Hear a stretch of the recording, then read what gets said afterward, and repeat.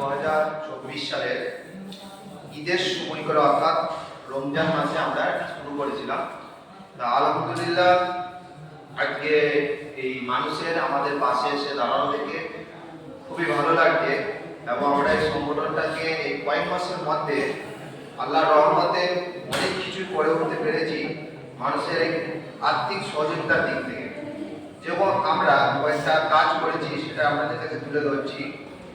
আমরা রমজান মাসে মাশাআল্লাহ 40টা পরিবারকে আমরা রোজার রমজানের কিছু মাল সামগ্রী তাদের বাড়ি আমরা পৌঁছে দিয়ে এসেছিলাম এবং তারপরে ঈদের সময় তাদেরকে আমরা মাংসের জন্য কিছু পয়সা তাদেরকে দিয়ে আসতে পেরেছিলাম মানুষের এই অর্থের সহযোগিতার জন্যই।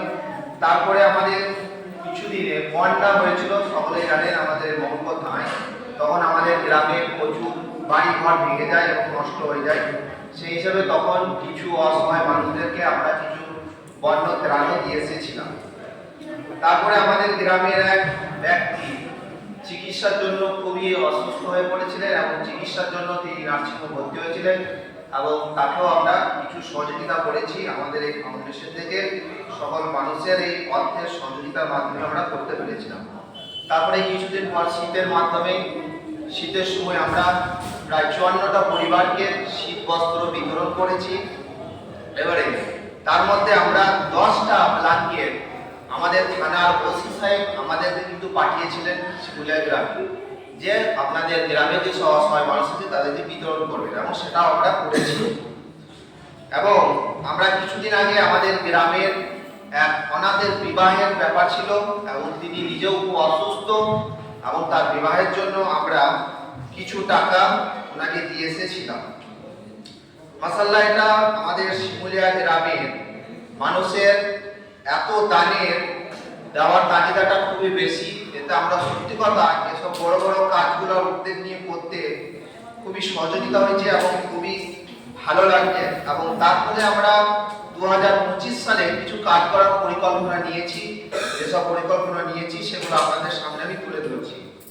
যেমন আমাদের মায়ের রমজান মাস আসছে সামনে, তার জন্য তাদের বাড়িতে কিছু আমরা রমজান মাসে কিছু মাল সামগ্রী পাঠিয়ে দেওয়ার ব্যবস্থা করছি এবং তাদেরকে ঈদের সময়ে কিছু বস্ত্র দেওয়ারও আমরা একটা পরিকল্পনা করেছি।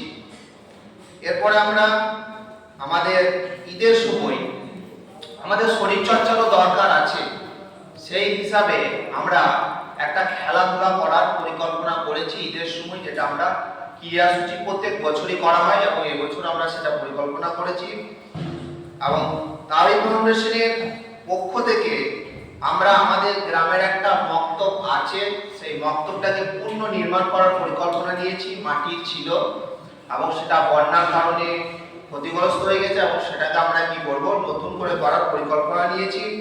এবং আমাদের এই মক্তবের শিক্ষা ব্যবস্থাটা যাতে আরো আধুনিকভাবে হয়ে ওঠে এবং আমরা যাতে করতে পারি সেরকম একটা পরিকল্পনা নিয়েছি।